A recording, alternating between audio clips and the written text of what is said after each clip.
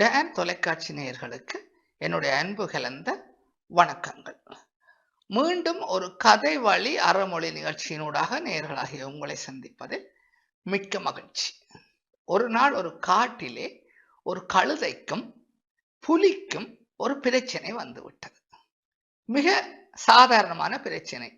புல்லின் நிறம் என்ன என்பதுதான் அந்த புலிக்கும் கழுதைக்குமான பிரச்சனை. புலி சொல்கிறது புல்லின் நிறம் பச்சை, புல் பச்சை நிறமானது என்று புலி சொல்கிறது. கழுதையோ இல்லை இல்லை, புல் நீல நிறமானது என்று சொல்கிறது. புலிக்கு கோபம் வந்து விட்டது. ஒரு கழுதை, நான் ஒரு அடி அடித்தால் கூட தாக்கு பிடிக்காமல் இறந்து விடக்கூடிய கழுதை ஒரு பிள்ளையான விடயத்தை எனக்கு சொல்லி என்னுடன் வாதாடுகிறது என்று கோபம் வந்து விட்டது. இல்லை கழுதையே, புல் பச்சை நிறமானது என்று புலி உரத்த தொனியில் சொல்கிறது. கழுதை அதை கேட்கவில்லை. இல்லை இல்லை, உனக்கு புல்லை பற்றி என்ன தெரியும்? நான் தான், என்னுடைய இனம்தான் புல்லை சாப்பிடுபவர்கள், புல் நீல நிறமானதுதான் என்று சொல்லி கழுதை சொல்கிறது. இவ்வாறாக கிட்டத்தட்ட ஒரு மணித்தியாலத்துக்கு மேலாக இந்த கழுதையும் புலியும் வாதாடி அவர்களால் ஒரு முடிவுக்கு வர முடியவில்லை. நிறைவாக அவர்கள் என்ன செய்கிறார்கள் என்று சொன்னால், சரி, நாங்கள் சிங்கராஜாவிடம் போய் இதற்கான தீர்ப்பை கேட்போம். புல் என்ன நிறம் என்று சொல்லி சிங்கராஜா சொல்கிறாரோ அதுதான் புல்லின் நிறம், அதனை நாங்கள் இருவரும் ஏற்றுக்கொள்ள வேண்டும் என்கின்ற ஒப்பந்தத்துடன் இந்த கழுதையும் புலியும் சிங்கத்திடம் செல்கின்றன. ஒரு பெரிய சிங்கம், அந்த காட்டின் ராஜாவான சிங்கத்திடம் செல்கின்றன.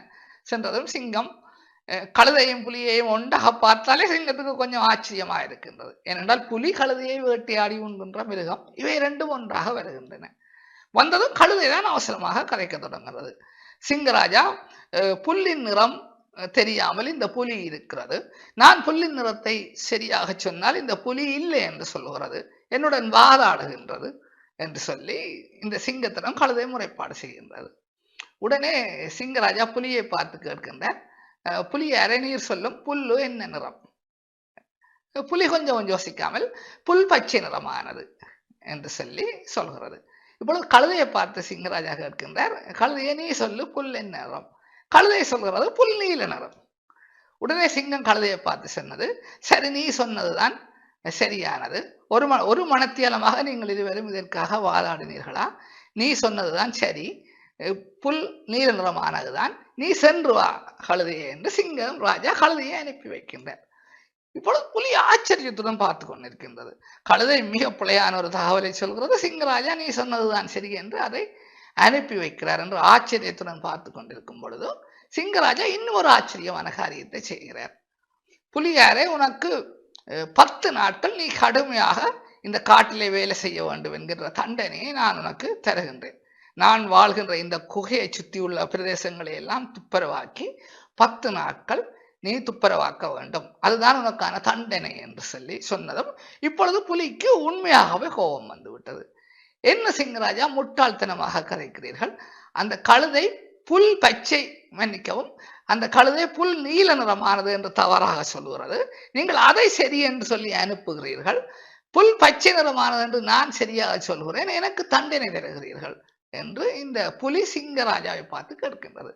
சிங்கராஜா ஒரு புன் சிரிப்புடன் சொல்கிறார், கழுதை புல்லை நீல நிறம் என்று தவறாக சொன்னதாலோ அல்லது நீ கழுதைக்கு எதிராக புல் பச்சை நிறம் என்று சொன்னதாலோ உனக்கு தண்டனை தரவில்லை.